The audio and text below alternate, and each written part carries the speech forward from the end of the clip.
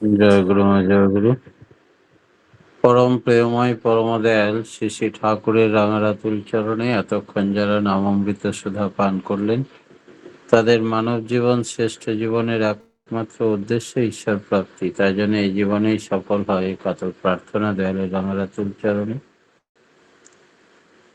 আমাদের শ্রী শ্রী ঠাকুর যাজন চর্যার কথা বললেন, অর্থাৎ যাজন করতে গেলে নিজেকে প্রথমে যজন করতে হবে। আর এই যজনের অভাব থাকলে যাজন করতে গিয়ে আমরা অনেক সময় যে ভুলটা করে থাকি, সেটা হচ্ছে মানুষকে অনেক সময় আদর্শে উদ্বুদ্ধ না করতে পেরে বৃত্তি প্রবৃত্তিতে ইন্ধন জুগিয়ে যাজন করি, তা কখনো ফলপ্রসূ হয় না। পাবনা হিমায়তপুর সৎসঙ্গের আশ্রমে এমনও দিন গেছে যে লোকগুলি ইষ্টনেশায় মশগুল হয়ে তৎচিন্তা পরায়ণ হয়ে কাজকর্মে মেতে থাকত। কষ্টকে কষ্ট বলেই মনে করত না, রাত দিন কাজ করত। ইষ্টকে ভালোবেসে নিরাশে নির্মম হয়ে তারা এই কাজ করত। তাঁর প্রতিষ্ঠা, তাঁর স্বার্থ পূরণের জন্য সংগ্রাম করে যেত। শ্রী শ্রী ঠাকুরের কাছ থেকে তারা এমনতরভাবে প্রেরণা পেত যে তাদের শক্তি, পরাক্রম, কর্ম, আন্তরিকতা প্রভৃতি জাগ্রত হয়ে উঠত। তাই আদর্শে অনুরাগ ও কর্মপ্রেরণা দুই দরকার। আমাদের স্বর্গত ঋত্বিকাচার্যদেব কৃষ্ণপ্রসন্ন ভট্টাচার্য মহাশয় একদিন কথায় কথায় আমাদের কাছে গ্যারিবোল্ডির গল্প করছিলেন।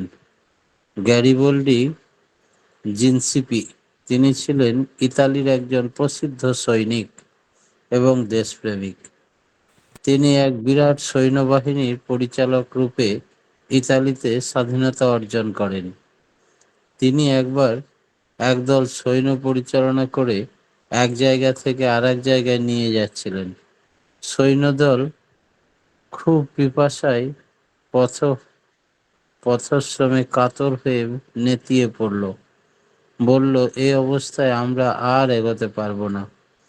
গ্যারিবোল্ডি উদ্দীপ্ত ভঙ্গিতে বললেন, আমি তোমাদের দেব আরো দুঃখ, আরো ক্লেশ। দেশের জন্য তা যারা হাসি মুখে বরণ করতে প্রস্তুত আছো, তারা এগিয়ে চলো, আর যারা প্রস্তুত নেই তারা বসে পড়ো। তার দেশাত্মবোধের কথা শুনে সৈন্যগণ উদ্দীপ্ত হয়ে নতুন তেজে এগিয়ে চলল। তাই দৃঢ় প্রত্যয় বিশেষ প্রয়োজন। তাই দুঃখকে মনে করো দুঃখ নয়, কষ্টকে মনে করো কষ্ট নয়। এই যে কদম কদম এগিয়ে যাওয়ার প্রত্যয়, বিশ্বাস আসে কোথা থেকে? না তো আমাদের যিনি যাজক, তিনি যদি ঠিক মতো যাজন করে বোধ, জ্ঞান, সেবাপ্রাণতা, কর্মকুশলতা মানুষকে প্রেরণা প্রলুব্ধ করে শক্তি, কর্মোদ্যম, ক্লেশ, সুখপ্রিয়তা, আনুগত্য এবং আন্তরিকতা ইত্যাদির উৎস যোগায়। কোন শক্তিতে মানুষ অসাধ্য সাধন করতে পারে?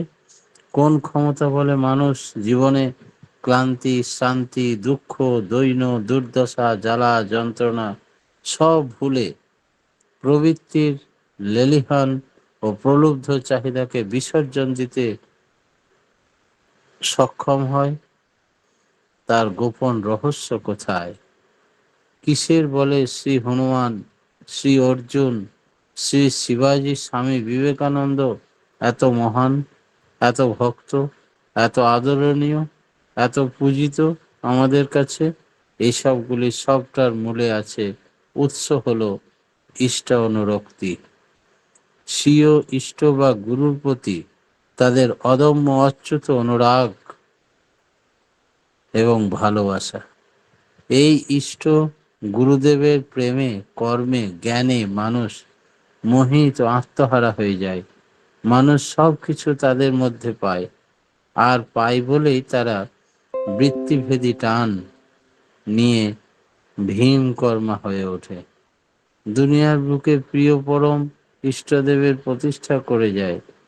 আর এই প্রতিষ্ঠা করায় অমোঘ অস্ত্র বা হাতিয়ারই হলো যাজন।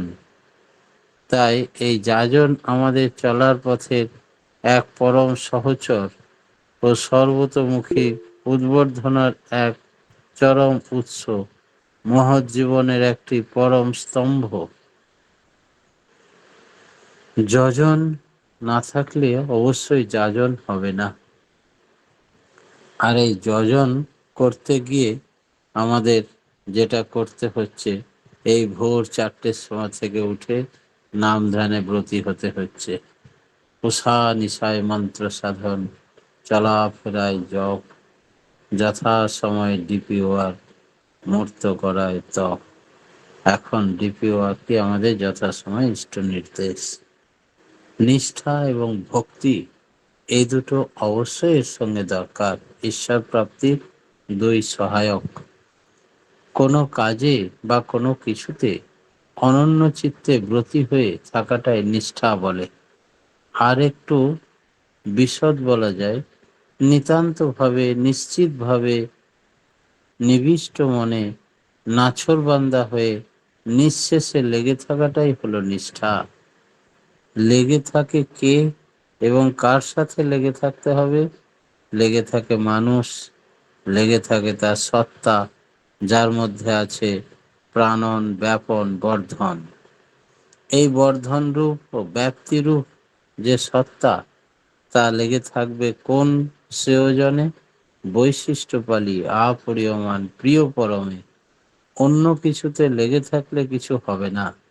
বৈশিষ্ট্যপালি আপরিয়মান আদর্শের মধ্যেই যে লেগে থাকতে হবে, তার মানে কি? তাছাড়া কিছু হবে না কেন?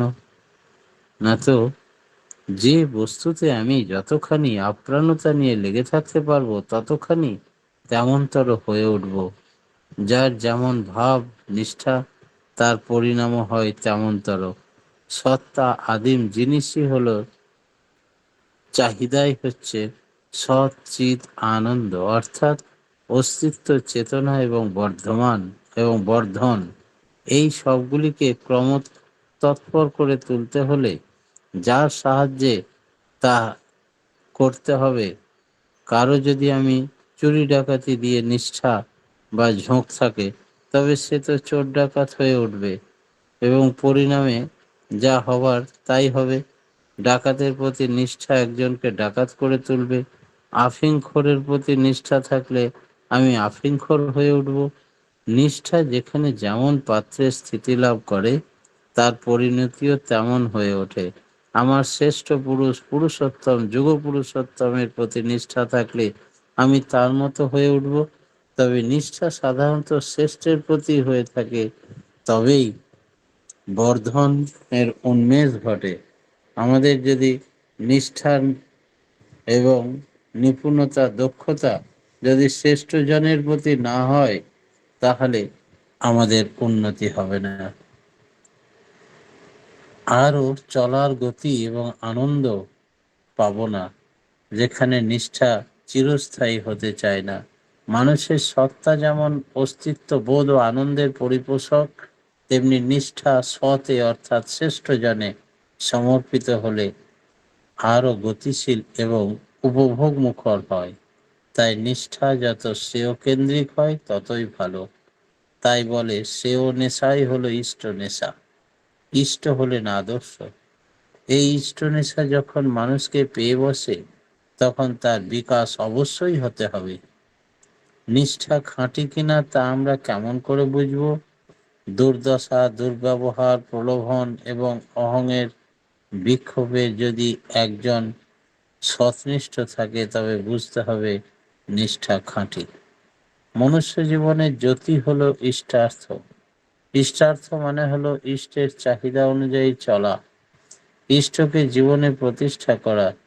যেমন ছত্রপতি শিবাজির ইষ্টার্থ ছিল সমর্থ রামদাস স্বামীর প্রতি নিষ্ঠা। শিবাজির রাজ্যলিপ্সা বা অহংকারের প্রতিষ্ঠা যা কিছুই তার সম্বন্ধে বলি না কেন, তা কখনোই সবই হলো তার গুরুজির ইচ্ছা পূরণার্থে। এই ইষ্টার্থ পরিপূরণের ইচ্ছা যদি কারো না থাকে, তবে সে তো বড় বীর বাগ্মী যোদ্ধায় যত বড়ই হোক না কেন, তার সার্থকতা লাভ করে না, সঙ্গতিশীল হয় না, বিনয়িত হয় না। রানা প্রতাপ কম বীর ছিলেন না। এত বীরত্ব, সাহস ও যুদ্ধের কুশলতা জানা থাকা সত্ত্বেও তা ফলপ্রসূ হয়নি। তার কারণ তার পিছনে কেউ ছিল না আদর্শ। ঠিক ঠিক পরামর্শদাতা, দূরদৃষ্টি সম্পন্ন ধীমান বেত্তা পুরুষ ছিল না বলে, জীবন্ত ইষ্ট ছিল না বলে হিটলারের জীবনও সাফল্যমণ্ডিত হয়নি। তার ছিল প্রবল অহং। নিজের অহং প্রতিষ্ঠার জন্য ব্যস্ত থাকতেন হিটলার। তাই এক সূত্রে মণি গণাইব যা শিবাজির জীবনে হয়েছিল, তা হিটলারের পক্ষে সম্ভব হয়নি। যেমন শ্রদ্ধা ও কৃতি তৎপরতার মধ্যে দিয়ে ফলপ্রসূ হয়ে ওঠে মানুষ, তেমনি নিষ্ঠা, অনুরাগ এবং ভালোবাসার মধ্যে দিয়ে সার্থক হয়ে ওঠে। তাই নিষ্ঠা আনতে গেলে আমাদের ইষ্টের প্রতি অনুরাগ এবং ভালোবাসা, এই দুটো চাই। আর এই শ্রদ্ধার মধ্যে দিয়ে আছে প্রণতি, অনুচর্যা, সক্রিয় আত্মসংসর্গ, শ্রেষ্ঠ আনতি এবং শ্রদ্ধার মধ্যে দিয়ে ফুটে ওঠে মানুষের অন্তর্নিহিত গুণরাজি। বিকাশ হয় চরিত্রের এবং ব্যক্তিত্বের। মানুষ যত অনুরাগ মুখর হয়ে তপস্যায় ব্যাপৃত থাকে, ততই তার ভিতরের অজ্ঞাত কন্দর উদ্ভাসিত হয়ে বোধের রাজ্য খুলে যেতে থাকে। সে নিত্য নতুন আত্মপরিচয় লাভ করে, তাতে আসে একটা মনোরম সুখ। শ্রী শ্রী ঠাকুর বললেন যে এ সুখের কাছে পাওয়া না পাওয়ার কিছুই আসে যায় না। সুখের স্বাদ যদি কাউকে আস্বাদন করিয়ে দেওয়া যায়, তবে মানুষ ছুটে আসবেই। অন্তত খাঁটি সংসার সম্ভূত যারা, তারা এর সন্ধান বা রস পেলে নিজেদের কিছুতেই বঞ্চিত করতে চাইবে না। তাই মানুষগুলোকে ইষ্ট কর্মে ব্যাপৃত করে রাখো, অনুপ্রেরণা দিয়ে চেতনা জাগিয়ে দাও। এই নিষ্ঠা যতই আমার মধ্যে নিবেশ করবে ও প্রতিষ্ঠিত হবে, ততই আমার ব্যক্তিত্ব বেড়ে উঠতে থাকবে। নিষ্ঠার লক্ষণ সম্বন্ধে বলতে গিয়ে ঠাকুর এক জায়গায় বললেন, যার নিষ্ঠা আছে তার মধ্যে শ্রেষ্ঠ নিষ্ঠা ইষ্টার্থ অভিনিবেশী, স্বতঃস্ফূর্ত উদ্যম, শ্রেষ্ঠকে দেবার আগ্রহ, শতসন্দীপ্ত সমীচীন প্রশংসা, শ্রেষ্ঠ অভিপ্রায় অনুসারে অনুচলন, আত্মনিয়মন ও তন্নির্দেশ বাহিতা, প্রথম ও প্রধান করে চলা, অসৎ নিরোধী পরাক্রম ইত্যাদি কম বেশি থাকেই। যেখানে এগুলি যত বেশি, সেখানে নিষ্ঠাও তত জাজ্বল্যমান, তার ব্যক্তিত্ব তত উন্নত, চরিত্র তত সুন্দর ও সহনীয় হয়। শ্রী ঠাকুর আমাদের এই চরিত্রেরই অধিকারী হয়ে উঠতে বললেন। মানুষের ভিতরে যে মনুষ্যত্ব, যে ঠাকুরত্ব আছে, তার উন্মেষ ঘটানোর জন্য প্রচেষ্টাকেই সাধনা বলে।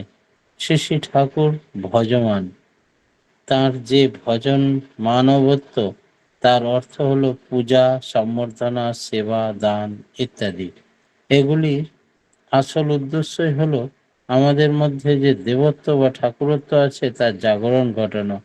কারণ ঠাকুরত্ব জাগরিত হয়ে ওঠে ইষ্টাভিলাষী চলন বলন, জপ তপ ইত্যাদি ক্রিয়া পদ্ধতির মধ্য দিয়ে। তাই তো হলো মানব জন্মের সাধনা। ঠাকুরত্বের উন্মেষ মানে সবকিছু জানা, কার্যকারণ সম্পর্কে অধিগত করা, স্মৃতিবাহী চেতনার অধিকারী হওয়া, নিবিষ্টভাবে অভীষ্ট লাভের সাথে নিরন্তর লেগে থাকে, তাকে তার ইষ্টকে উপভোগ করা চলা।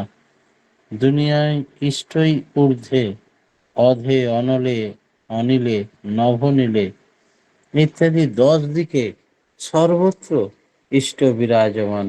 এমন ভাবে তাকে দর্শন করতে হয়, তুমি আছো অনিলে অনিলে, শিরনভনীলে, আকাশে ভূধরে গহনে। আছো বিটপি লতায় জলদে রোগায় শশী তারকায় স্বপনে, সর্বত্র পরিব্যাপ্ত হয়ে আছেন আমার ইষ্ট। এই বৃহতে তার ব্যক্তি, তিনি ব্রহ্ম। তাকে আপন করার মধ্যেই মানুষের চরম তৃপ্তি এবং প্রাপ্তি। তাকে অনন্তকাল ধরে অনন্ত জীবন নিয়ে উপভোগ করে চলাই তো হলো নিত্য নব আস্বাদন, আনন্দ এবং পরিতৃপ্তি। কবির অনাবদ্ধ গাথা, ফুরাবে না তুমি, ফুরাবে না আমি, ফুরাবো না আমি, তুমি অনন্তকাল ধরে থাকবে আর আমিও অনন্তকাল ধরে মনে প্রাণে তোমার সেবা করে চলব। এই হচ্ছে ভক্ত ভগবানের প্রার্থনা। পরম পিতার রাঙারাতুল চরণে প্রতি প্রত্যেকের সার্বিক মঙ্গল প্রার্থনা জানিয়ে আমার ক্ষুদ্র বক্তব্য এখানেই শেষ করলাম। জয় গুরু। জয় গুরু দাদা। আমরা আজকে খুব সুন্দরভাবে আলোচনা শুনলাম যে যাজন করতে গেলে নিজেকে আগে যজন করতে হবে। ইষ্ট স্বার্থ প্রতিষ্ঠার জন্য ভাবনায় অনেক মানুষ কষ্ট করেছেন। দৃঢ়তা থাকা দরকার জীবনে। ইষ্ট অনুরক্তি চাই। ইষ্ট প্রতিষ্ঠার জন্য আমরা চাই যে আগে নিজেকে যাজিত হতে হবে। যজন না থাকলে যাজন হবে না। নিষ্ঠা ও ভক্তিও থাকা চাই। নিঃশেষে লেগে থাকতে হবে প্রিয় পরমের জন্য। তিনি বৈশিষ্ট্যকালে আপরিয়মন। নিষ্ঠা অনুযায়ী পরিণতি হয়। নিষ্ঠা যদি শ্রেষ্ঠ জনের জন্য হয়, তখন জীবন বর্ধনে উন্নতি হয়, গতিশীল হয়। শিবাজির ছিল গুরুর প্রতি নিষ্ঠা, সেই জন্য তিনি সাফল্যমণ্ডিত হয়েছিল। আর হিটলার, রানা প্রতাপের কোনো গুরু ছিল না, তাই তাদের জীবনে ব্যর্থতা নেমে এসেছিল। নিষ্ঠা যত বেশি, মানুষের ব্যক্তিত্ব তত বেশি। আর তিনি ইষ্ট সর্বত্র বিরাজমান, তার ব্যক্তি অনন্তকাল। এইটুকু আমাদের বিশ্বাস করে চলতে হবে। জয় গুরু। খুব সুন্দর আলোচনা দাদা। আমরা সমৃদ্ধ হলাম। পরম পিতা রাঙারাতুল চরণে আপনার সার্বিক মঙ্গল প্রার্থনা করি। আপনি আপনার পরিবার, পারিপার্শ্বিক সবার নিরবিঘ্ন ইষ্টোচ্ছল জীবন কামনা করি। প্রভু রাঙারাতুল চরণে। জয় গুরু দাদা। খুব